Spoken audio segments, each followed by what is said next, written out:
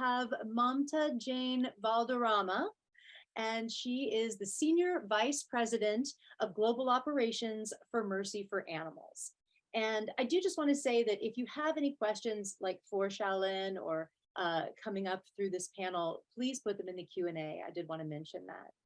All right, so Mamta is again the Senior Vice President of Global Operations for Mercy for Animals, an international animal advocacy organization. She also serves on the board of LEAD, another farm-to-animal organization. With 20 years of leadership experience, her expertise is in turnarounds, sustainable growth, and constructing a compassionate food system. And after practicing Jainism throughout her life and in her youth, Mamta has served on the National Board of Young Jains of America, and she's an active member in the Jain community. Please welcome Mamta Valderrama. Thank you, Hope, Janindra. It's really nice to be here, to be with all of you today. Chris, are you going to have my slides up? Yes, I'll do that for you now. Thank you.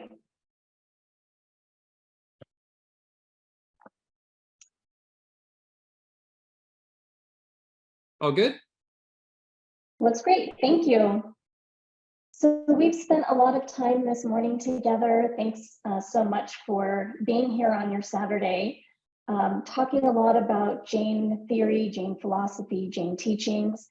We heard some wonderful tips about how to get involved in activism from Nirva, and that beautiful video from Shalene. And if you haven't had a chance to visit Love and Arms, I really encourage you to do so. It will really change your life. It did for me when I was there in April. What I want to talk about today is putting Jainism and veganism into practice. So I like when things start with theory, and then we talk about kind of some practical applications. So next slide, please. A little bit about me. I'm going to share some context about myself and my family. So that will, I think, help conceptualize exactly how I live our Jain values and a vegan lifestyle day to day. And I'm hoping that some of it will be relatable for you and your individual situation and circumstances. So about me, I was born in the United States. I was brought up in a pretty traditional Jain family. I grew up attending the Darasur in Southern California and also the Mahavir International Jain Mission Group, also based in Southern California. I am a wife, I am a mother, I am the primary meal planner and cook in my house. And that really helps when I'm in charge of making food decisions for my family. Professionally, I am an animal rights activist, as Hope mentioned. I am one of the few people like Nirva who have been able to turn my values of ahiṃsā into a full-time profession. So Mercy for Animals, we're a 501c3 operating in 12 countries. Our mission is to end factory farming of animals for food, and it is my pleasure every day to get to work there. And then I think I do want to share with you and make sure you know that I am actually the only vegan in my family.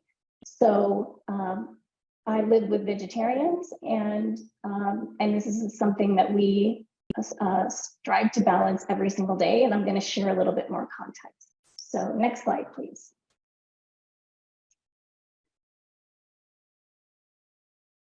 Thanks, Chris. So my family's off to a pretty good start. I live with my partner, Steve, and we have a daughter, Seva, and none of us eat animals. So I am vegan, and my daughter and my husband are vegetarian. So this is a wonderful foundation for our family. I'm very grateful for that. But there is a big but here, which is that underneath each of our names is all of the things that each of us do not eat in my house. So my daughter, Seva, really struggles to eat vegetables. She will do it under extreme circumstances. If I give her a piece of bread with it, then she might be more willing. And sometimes it results in pressure stares from mommy that really gets her to finally acquiesce. My husband does not come from a Jain tradition. He grew up in a heavy meat eating culture and family. He learned about Jainism on his own after we met and really subscribed to it and decided that this was going to be his path forward. So elected to become vegetarian. But there are a number of things that he doesn't like to eat, and those are all listed underneath his name there. Some of this makes it very challenging for him to even consider veganism, particularly the nut allergy that actually we didn't discover until adulthood. So that's a little bit of scope of like where my family situation is. The funny thing about our household is that I am the only vegan and I have no other restrictions except that. So I'm the only one of us at a restaurant that isn't asking how things were cooked, if things have onions or garlic, and we'll get to root vegetables in my presentation as well. I have no other restrictions. So it turns out that I end up being the easiest to please most of the time when we go out. Next slide, please.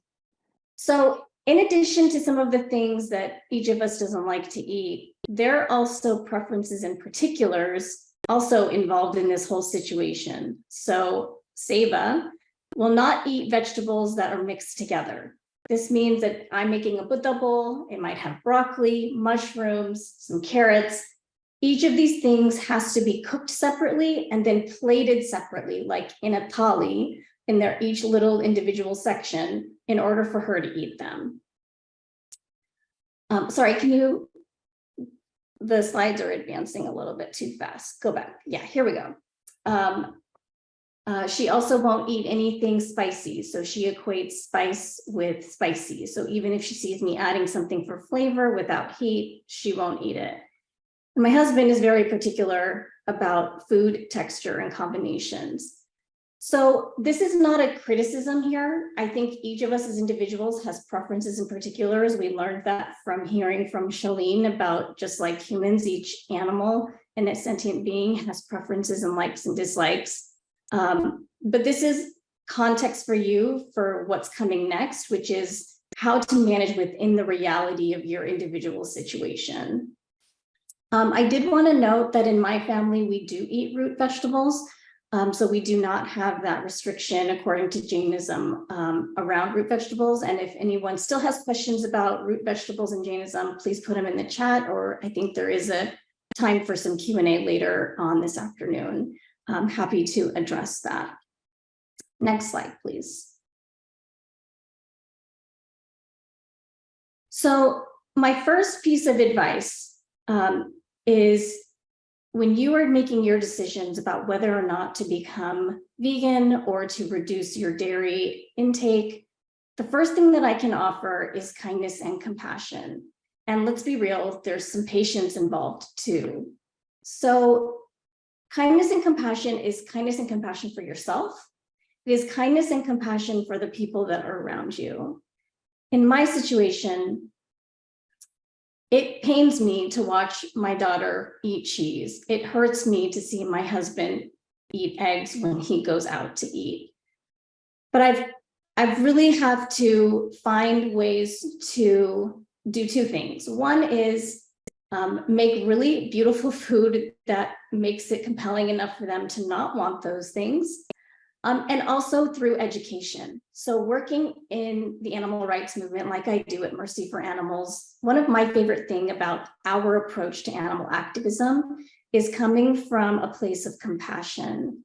When we are sitting down with the legislator trying to change a policy, when we are talking to a corporate executive trying to get them to adapt more humane treatment of egg-laying hens and cage-free chickens, we're coming from a place of education. We're not coming from a place of blame or accusatory or making them feel like they are bad people for making the choices that they're making. The reason that we do it that way, and there is controversy about that in the animal rights movement, is because we get invited back for follow-up conversations. The door stays open when we come from a place of kindness and compassion. And I take that same philosophy in my own household. So if I make that Buddha bowl and I watch Seva reach into the refrigerator to sprinkle a little bit of cheese on top, I'm very conscientious of not showing through verbal or nonverbal signals that this is upsetting me. When my husband and daughter decide that they're going out for breakfast and mommy's not really invited, I understand what that is code for and what that means. I'm grateful that my Mexican Filipino husband is not eating meat, and I am hopeful that one day he will for himself make this change.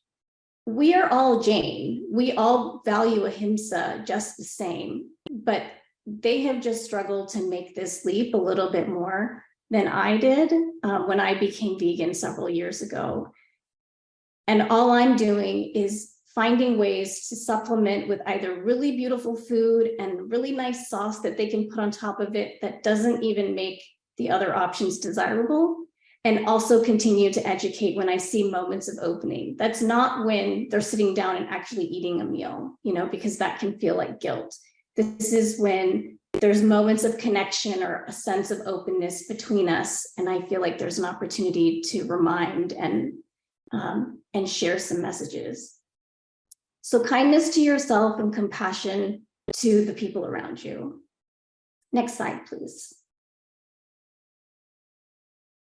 My next suggestion and my next tip is to focus on reduction of intake.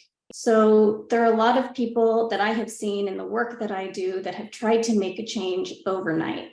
They go full in, they watch Game Changers or see a video, and it really inspires them. And I think that that is truly amazing. What unfortunately we've seen is that it's not always sustainable. And so if you decide to make this change after attending this conference, which I hope all of you do, I just want you to, again, rely on kindness and compassion to yourself, that if you find it hard to sustain it, if you are finding it hard to keep up with it, maybe take a reducitarian approach. And you can Google that term. There's actually a whole movement within the vegan space called reducitarian. And it means exactly what it says. If you typically eat cheese or dairy in 3 meals a day, try to take that down to 2. Then the following week, take it down to 1. And if you slip up, be kind to yourself. Every snack, every meal is a new opportunity to get back on track. Next slide, please.